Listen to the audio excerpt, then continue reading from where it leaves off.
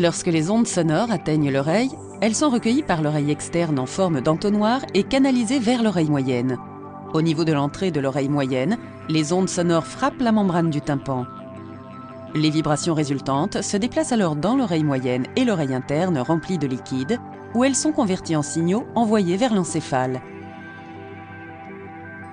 Dans le but de tester l'audition d'une personne, un audiologiste ou un spécialiste de l'audition va effectuer une série de tests auditifs.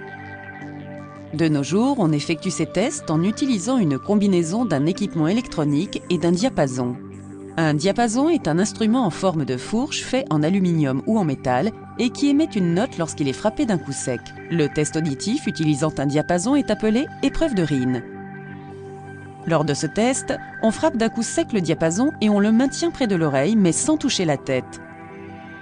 Cela permet de vérifier si les ondes sonores peuvent entrer dans l'oreille et se déplacer dans l'oreille moyenne pour atteindre la cochlée par conduction aérienne, ce qui correspond à l'audition normale. Ensuite, on va frapper d'un coup sec le diapason et le maintenir contre le crâne derrière l'oreille. Ce test dévie la conduction du son par l'oreille externe et moyenne et se concentre sur la réception des vibrations par la cochlée au moyen de la conduction osseuse. À l'aide de ce test, combiné à un test de parole, un audiologiste peut déterminer si un défaut d'audition existe et quelle peut en être la cause.